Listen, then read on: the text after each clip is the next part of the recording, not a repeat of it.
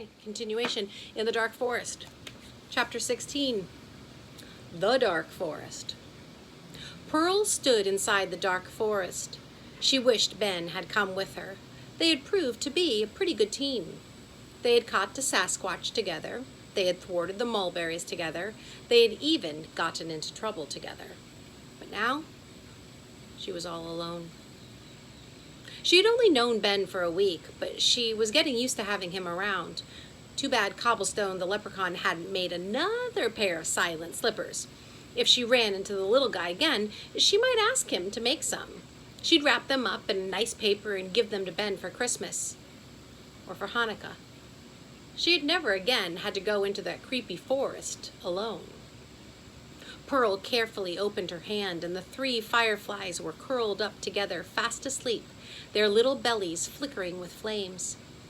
If she hadn't been on a life-saving mission, she would have spent more time admiring their unusual design, but the foal needed her.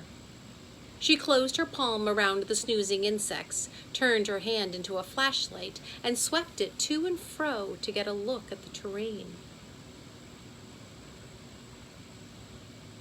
She closed her palms again, and the dark forest wasn't tangled.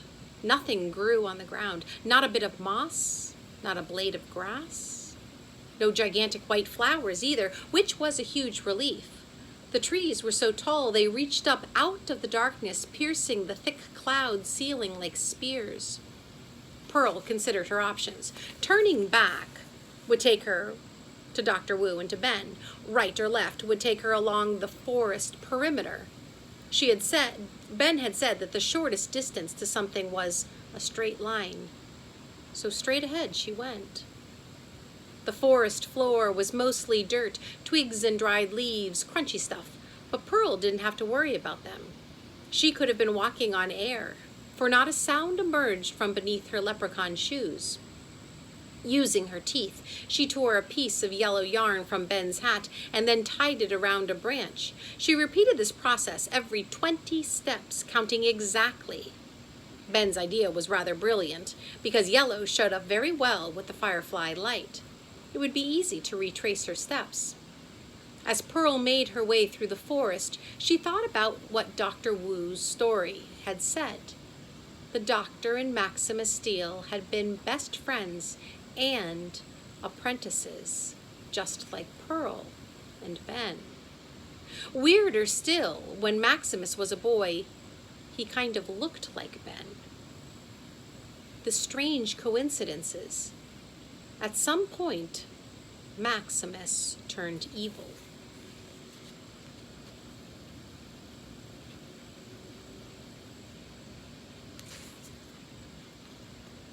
There was no way that Ben would turn evil. He had taken care of a wyvern hatchling, and he had helped build a new horn for the rain dragon. He would never hurt a creature for its ivory or fur or pelt or any reason. She bet her nest collection on that fact. She bit off another piece of yarn. Pearl wasn't normally afraid of the dark. She didn't keep a nightlight in her bedroom mostly because the lamps on Main Street glowed outside her window all night long, but she never in her life had experienced such pitch blackness. It began to feel smothering, like a heavy blanket pressed over her face. She walked faster. Unicorn foal, where are you? 120 paces in, she spotted something. It was a wisp of white hair, hanging from a low branch. It was silky. It must have come from the foal's mane. Pearl was indeed on the right track. Just as she was tying another piece of yarn, a scent drifted out of the darkness. How is that possible, she wondered. It smelled exactly like a pancake sandwich with syrup and bacon. Oh, she loved those things. A feeling of longing washed over her as if somebody had dumped a bucket of homesickness on her head. She had seen her parents just a few hours ago, but she missed them with all her heart. Whatever you do, stomach, don't growl, she thought. And as she walked toward the scent, it filled her nostrils. She could practically taste the warm fluffiness. And that's when she saw it. White flowers, flesh eaters. They grew in a clump, just as Dr. Wu had described. The huge white flowers reminded her of tulips with petals closed tight. Pearl stood perfectly still, not even daring to blink. Luckily, the little fireflies didn't snore. Pearl's mouth watered as the pancake scent grew stronger. Dr. Wu had said that flesh eaters created different scents. How could they possibly know that Pearl loved pancakes? What would it smell like for Ben?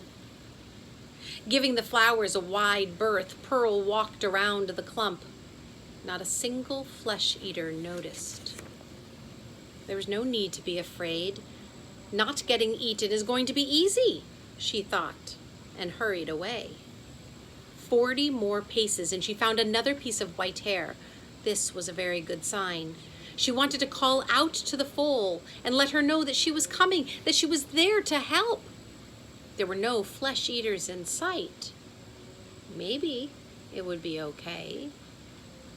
But that's when something flickered overhead. There's the flesh eaters. They don't look too scary, do they? But that's when something flickered overhead, like a star in an all-black sky. She narrowed her eyes. The star grew larger. What was that? Floating down towards her. Towards her. Dr. Wu had said to watch out for flesh eaters. She hadn't mentioned anything else except for Maximus Steele.